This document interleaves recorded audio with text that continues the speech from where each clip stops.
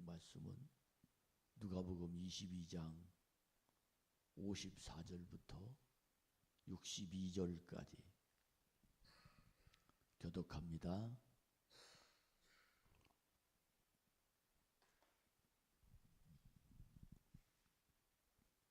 54절부터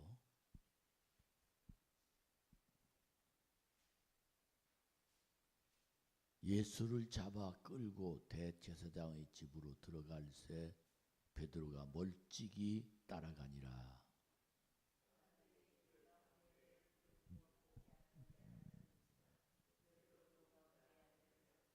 한 여종이 베드로의 불빛을 향하여 앉은 것을 보고 주목하여 이르되 이 사람도 그와 함께 있었느니라 하니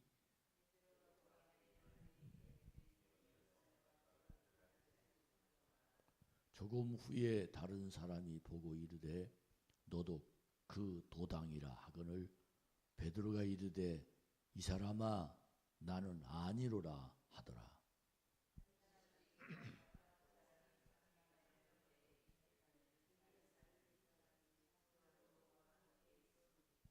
베드로가 이르되 이 사람아 나는 내가 하는 말을 알지 못하노라.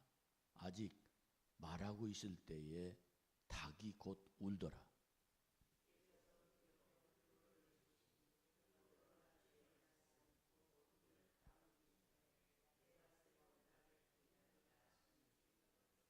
다 같이 밖에 나가서 심히 통곡하니라. 아멘. 할렐루야. 오늘 이 시간에도 말씀 듣는 동안 하나님의 큰 은혜가 여러분 속에 임하시기를 주님의 이름으로 축원합니다. 아멘. 아멘. 아멘.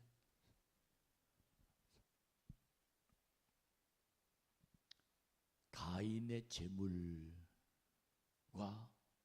가인을 받으시지 아니하신 하나님은 가인에게 권면하고 교육하고 그리고 훈계합니다.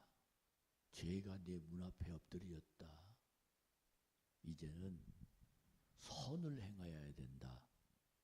이렇게 아주 따끔한 말씀을 가인에게 전달합니다. 그러나 가인은 절제할 힘을 잃어버렸습니다. 마음은 안 해야지 라고 생각하는데 가인의 이 마음 안에는 절제할 힘이 이미 죄성이 작동돼 가지고 안색이 변하여 혈기가 등등한 그런 모습으로 발전됐기 때문에 절제할 힘이 가인에게는 부족했었습니다. 결국은 하나님께도 반항하고 또 내가 뭘 잘못했습니까? 라는 이 자기 정당화 그리고 공정한 하나님이 아니라 하나님이 하시는 일에 대한 비판을 가인의 마음속에 가지고 있는 어처구니 없을 뿐만 아니라 무서운 그런 모습이 창세기 4장을 통해서 재물들이다가 벌어진 일들이 우리에게 정말 큰 감동과 무서우리만큼 하나님의 음성을 우리에게 전달해 주고 있습니다. 예배는 너무 중요합니다. 왜? 하나님 만나는 그 시간이기 때문에 그렇습니다. 하나님 만나면 모든 일들이 해결될 뿐만 아니라 내 마음에는 빛이 들어옵니다. 이것이 바로 예배이기 때문에 그렇습니다. 그러나 예배를 실패하면 내 마음에 억울한 감정과 안색이 변할 뿐만 아니라 하나님을 향하여 내 자신이 공격하고 정죄하고 또한 하나님 말씀이 너무 마음에 부담이 가고 하나님이 미워지는 그런 마음으로 그 마음을 어찌할 수가 없어서 결국은 죄가 문에 엎드러진 그 죄로 가인이 아벨을 돌로 쳐 죽이는 그런 일들이 벌어졌던 사건을 우리는 볼 수 있었습니다. 죄성이 작동이 되니까 죄의 열매가 맺어진 겁니다. 죄의 열매, 그건 인간의 마음 속에 담아있는 이 죄성이 작동이 되고 성숙이 되면 결국은 열매가 맺히는데, 그 열매는 그저 내 마음속에 편혹한 말이라든지 아니면 행동이라든지 아니면 욕심이라든지, 그리고 다른 사람을 향해서 내 자신이 정당화라든지 인간으로서 발전되는 그런 상황이 내 속에서 죄가 열매가 바로 그런 심정으로, 그런 표현으로 우리에게 벌어지게 되는 겁니다. 그리스도인이 하나님 앞에 서려는 믿음이 있으면, 그러므로 우리는 반드시 십자가의 은총을 귀하게 여길 수 있는 사람이 되어야 됩니다. 주님 때문에 내가 이 자리에 있습니다. 주님, 십자가의 은총이 정말 나를 살리셨습니다. 이런 간절한 고백이 내 열심이 아니라, 내 결심이 아니라, 내가 하고 싶어서 하는 것이 아니라 내 마음의 죄성이 죽어지고 하나님의 사랑이 내 속에 담아 있습니다. 이것이 바로 십자가의 은총을 귀하게 여기는 사람이 가지고 있는 마음 속에 하나님의 능력입니다. 그러므로 우리는 매일 예수님 때문에 나는 지금 세상에서도 하나님의 사랑을 받는 사람이 되었습니다. 주님 너무 감사합니다. 이면서 감사의 마음이 내 마음속에 회복되는, 그래서 언제나 무슨 일을 하든지, 옛날에는 하나님의 은총, 사랑과 은혜가 내 마음속에 임하지 못할 때는 범사에 감사하라 하는 그 말이 이해가 안 됐어요. 어떻게 사람이 범사에 감사하냐. 그러나 주님의 은총이 내 속에 들어오면서부터 우리는 세상을 보면서 감사하지 아니할 수 없는 그런 하나님의 은혜가 우리의 마음을 주장하고 있는 것입니다. 베드로는 오늘 이 성경에 보면 방금 전까지만 해도 망치를 들고 예수님을 막아서는 그런 용기가 있었습니다. 그런데 예수님이 로마의 병정들에게 끌려가자 곧바로 멀찍이 예수님을 따라가는 성경 말씀입니다. 왜 그럴까요? 예수님 앞에서 그렇게 당당하고 예수님 절대 못 잡아간다, 그렇게 예수님 편에 서서 예수님을 사랑했던 베드로인데, 결국은 세상의 분위기에, 그리고 로마의 병정들의 자기 자신의 마음을 결국은 하나님의 주시는 마음이 뺏기고 자기 속에서 우러나오는 그 마음으로 대처하는 내용이 너무너무 안타깝습니다. 마음으로는 로마 병정을 다 없애버리고 예수님을 막아들이고 싶은데 자기는 그런 힘이 없는 거예요. 그래서 결국은 그 속에서 빠져서 예수님을 붙잡히고 자기는 멀찍이 예수님을 쳐다보며 쫓아가는 그런 참 안타까운, 나는 죽어도 예수님과 같이 가겠습니다 하는 용기가 없어지고 결국은 멀찍이 따라갑니다. 왜 그럴까요? 죄성과 영성 사이에서 갈등을 겪는 모습입니다. 인간의 무서움과 하나님의 순종이 이 속에서 막 이럴까 저럴까, 저들 내가 죽더라도 예수님을 건져 내가 함께 갈까, 아니면 아니야 그런다고 되냐, 이 마음이 죄성과 영성이 겪는 갈등이 예수님에게 엄청난 그런 부담으로 결국은 예수님을 멀찍이 따라가는 그런 결과를 맺어지게 되는 겁니다. 말씀이 그의 마음속에 들어온 사람은 이렇게 갈등을 겪을 수밖에 없습니다. 처음에는 단호했습니다. 로마 병정들이 그 단호한 모습을 보고 사실은 깜짝 놀랐는데 결국은 분위기에 압도되면서 예수님의 만류에 의하여 그는 떨어지긴 했지만 그때부터 그는 죄성이 인간이란 그런 마음이 작동돼서 그는 부끄러운 예수님의 제자가 되고 말았던 겁니다. 로마의 병정들이 멀찍이 쫓아오는 그 모습을 보면서 너 로마 병정들이 질문하기를 너 예수 패지? 예수 패지? 아니다. 나는 예수님을 알지도 못한다. 특별히 57절부터 59절까지 말씀을 읽어보면 베드로가 부인하여 이르되 이 여자여 내가 그를 알지 못하노라 하노라.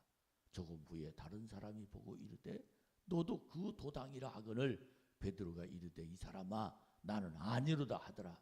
1시간쯤 있다가 또 한 사람이 장담하여 이르되 이는 갈릴리 사람이니 참으로 그와 함께 있었느니라. 이렇게 막 세 명이나 와서 너 예수 패지? 너 같이 있었잖아 하는 그 공격을 하고 있는데도 베드로는 난 모른다. 난 그런 사람이 아니다. 알지도 못한다 하는 그 대답으로 예수님을 부인하는 모습이 이 성경을 통해서 우리는 알게 됩니다. 죄성이 작동되면 세상이 무섭습니다.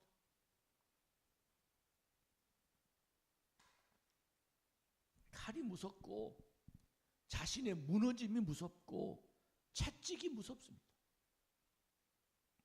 나의 마음 안에는 사실은 순교도 할 수 있을 것 같은 믿음이 있었는데 실제의 문제에 부딪히면 무섭습니다. 기도하고는 있지만 자신은 움직이지 않고 하나님이 자신을 들어서 움직여주길 기다리는데 내 선택이 있어야 하나님이 나를 움직여 주십니다. 우리는 선택을 내가 하지 않으면 하나님도 날 도울 수 없습니다. 주여 나를 도우소서 내가 주님을 향하여 갑니다라고 내 발자국이 가야 주님이 내 발자국을 통해서 역사하시지, 가만히 있으면서 주님이 날 들어서 사용하시, 이건 믿음의 태도가 아니라는 겁니다. 죄성이 내 마음 안에서 죽고 하나님의 은총 앞으로 가려면 십자가의 피 흘림 앞에 담대한 믿음이 우리 속에 있어야 되는 겁니다. 여러분, 이 마음으로 세상을 승리하는 믿음의 결심이 일어나기를 축복합니다. 특별히 이 가을에 이 결심이 내 속에 있어서 어떤 상황이 벌어져도 내 곡식은 내가 지킨다. 그동안 내 인생의 삶은 내가 믿음으로 이겨낸다 하는 이 가을의 열매, 믿음의 신앙이 여러분 속에서 움직여지기를 축복합니다. 저는 오늘 가만히 내 자신을 비룩한 오랜 동안 저하고 신앙생활을 같이 했잖아요. 간절히 부탁하고 싶어요. 말씀의 모델이 돼 주십시오 라는 부탁. 말씀의 모델이 돼 주십시오.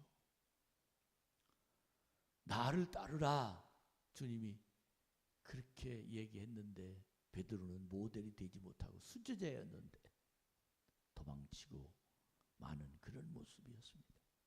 십자가를 지고 반드시 예수님을 따라갈 수 있는 능력이 베드로에겐 생겼는데 그 십자가를 버리는 모습이 오늘 성경을 통해서 나타날 수 있습니다. 여러분, 우리 이 성전에서 모델이 됩시다. 진심으로 어떤 상황에 내가 벌어진다 할지라도 저 사람 변함없어.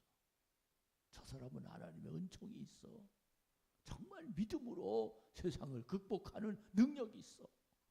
이런 말씀이 사람들로 수근수근대며 베드로는 저 사람 나 모른다. 예수님을 배반하며 도망가지만 우리들은 나 예수님 앞에 부인할 수 없어요.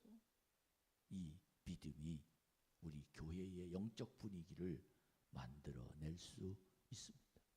그런데 그러기 한참 로마의 병정들하고 다투고 있고 나 예수 모른다라고 부인하고 있고 그런 상황에 닭이 웁니다.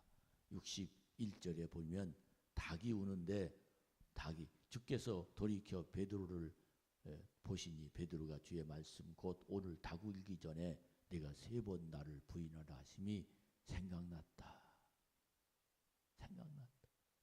60절에 닭이 웁니다.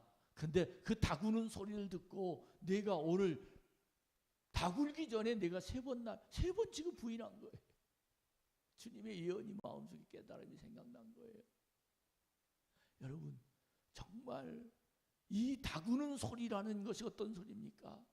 매일 새벽마다 하나님 말씀과 찬양과 기도하는 것이 다구는 소리입니다.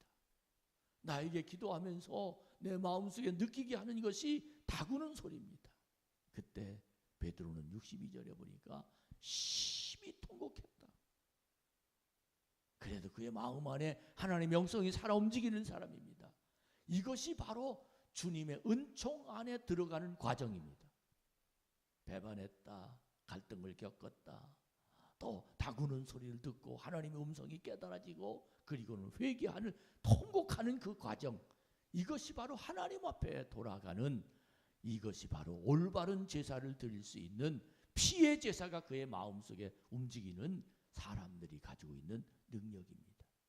사람의 눈으로 볼 때는 두려워서 배반하지만 예수님의 말씀이 기억나면 곧바로 심히 통곡하는 영성이 작동되는 겁니다.